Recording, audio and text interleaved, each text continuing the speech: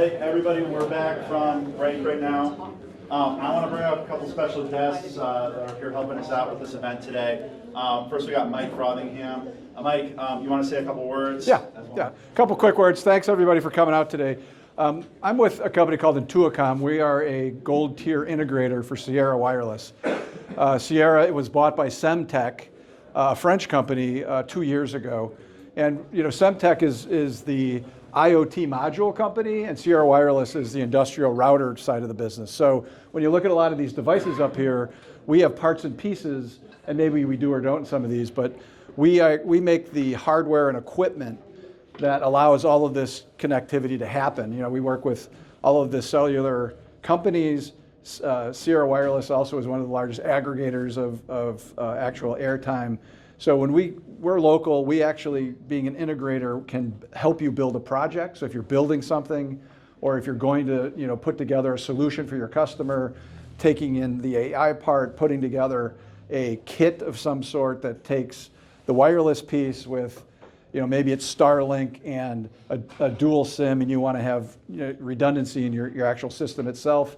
We can build that rack system and make it portable as well to give you connectivity anywhere on your 10-acre factory or mine or what have you. We work in public safety, we work in oil and gas, we work in obviously factory, this whole factory growth thing that's going to happen over the next 5 to 10 years. And Sierra's been around for a long time. You may know Sierra Wireless's name, but the Semtech part people don't know about. And like I said, I'm based out of Cleveland. We're a Boulder, Colorado-based integrator. We have very high integration capabilities. And I just want to throw it out there that if you have opportunities or you're looking for other things to do, and that's why you invest with IoT Sandbox, because you're the folks that are going to build the projects and build the production and capacity back into greater Cleveland. So that's all I have to say. Thanks everyone for coming, and we're thrilled to be one of the hosts tonight.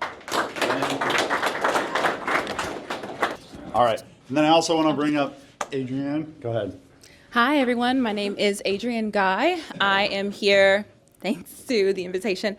I'm here actually representing a couple of organizations that I have built out. Professionally, I'm a computer engineer. I work with infrastructure, architecture, and cybersecurity.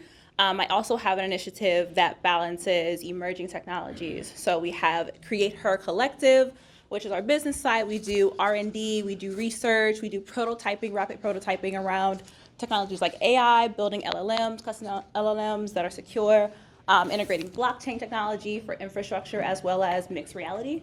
And then on our nonprofit side, which is the Creator Fest, we actually have initiatives where we teach women and allies how they can integrate and build with emerging technologies. So not just, coming into a situation and thinking about a class that you took or a talk that you went to, but actually how you can implement the things that we work with and how you can walk away with an actual prototype itself.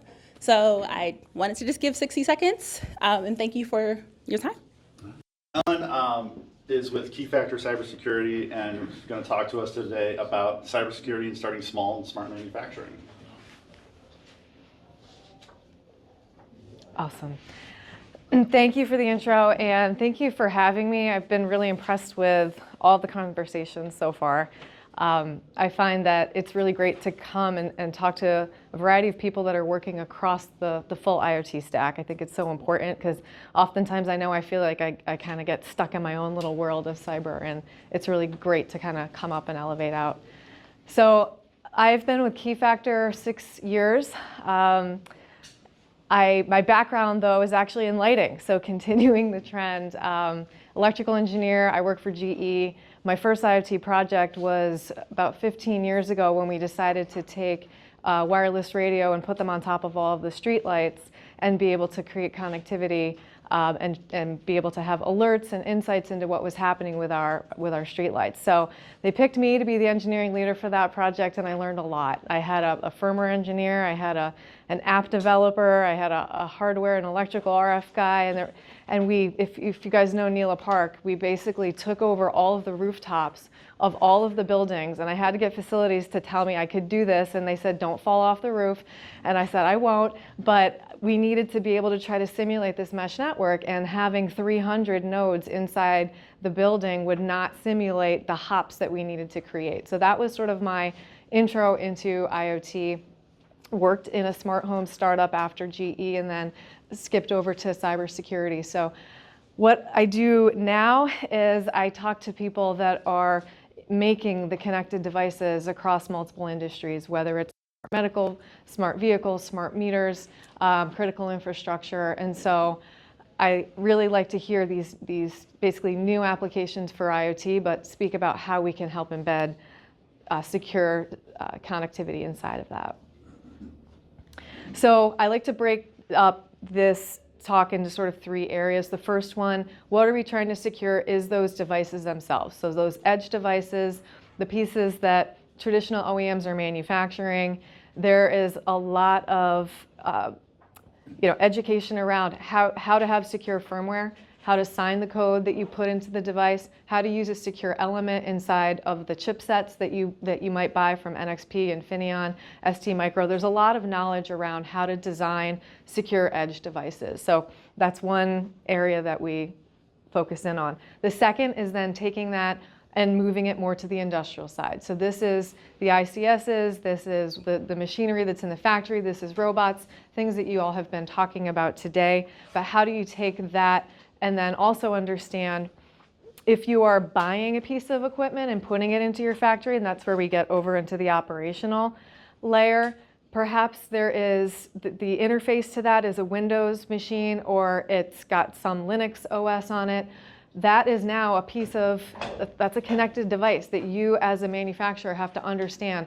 What is, if I have to do patch management on that, is that my responsibility, or is that the responsibility of the maker of that thing that I just bought that's doing pick and place, or that's running my assembly line? That operating system might also need to have feature updates. And so, who is responsible for that? So these are the things that we get into now as we think about the different layers of connectivity that go from the device all the way through the operation. I know today we're talking about manufacturing, but you can relate this story and these sort of challenges to medical, hospitals, to oil and gas, to retail, to distribution. So we actually had in the past year some discussions with a really big retailer out of Arkansas, and it was a great visit on site to their facility and see all the IoT development that they were doing. And it's everything from the shelf displays to their, the oil temperature for frying their chickens, and all of these new and exciting connectivity that they are putting into their stores and into their operations. But it's a variety of different vendors, and they have to make sense of that. How can I trust that each of these different people that are developing these smart sensors and smart systems are using the best practices for cybersecurity? So at Keyfactor, we have been around, our CTO is from Akron, and he's an amazing guy. We've been around for about 20 years. We're very, very focused on certificates and keys. And what that is that's essentially a digital passport for a device. So I don't want to go too much into that. That's really just our technology. But you can read much more. I can talk later about it. But really the concept is that we want each of these edge endpoints to have a unique identity. And then you can securely connect to it. And then that device can securely connect to other things, to applications, and that data, there's essentially an encrypted tunnel for which you can trust everything that's going through it.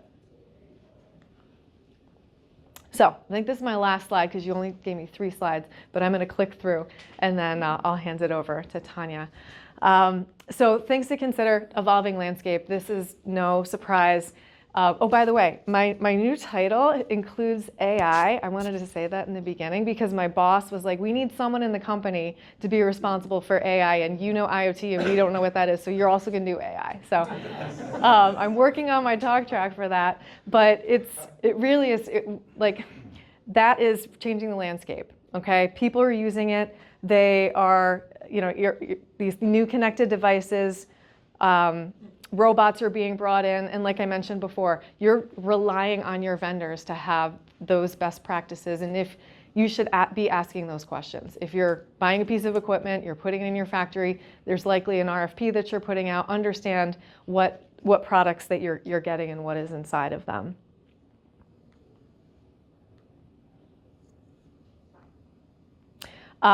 Risks, and I'm just going to click through all of these things. So risks of advanced automation.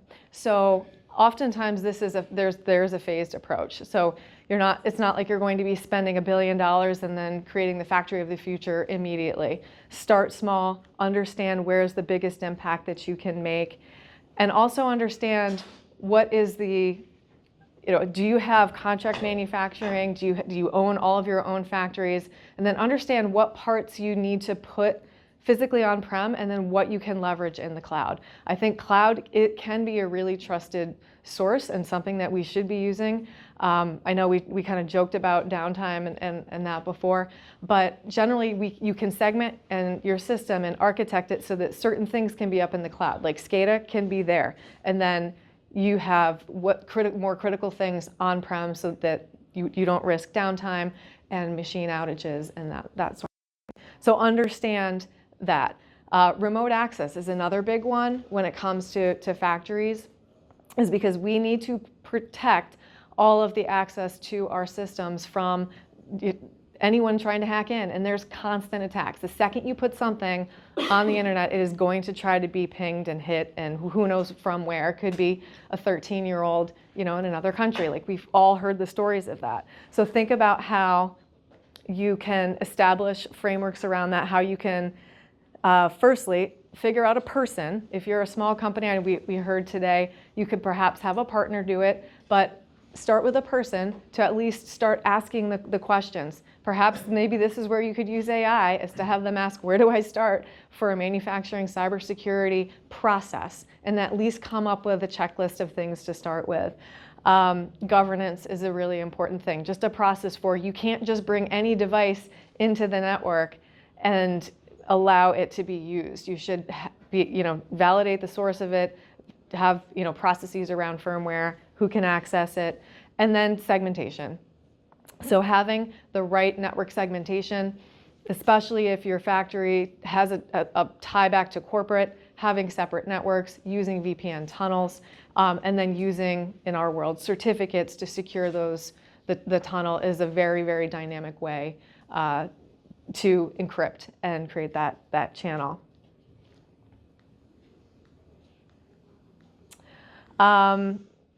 Yeah, and continuous monitoring. So that's another thing, is this is not a one and done. Cybersecurity is an always constant on thing. So especially, again, if you have people that are bringing devices in because they think that they add value.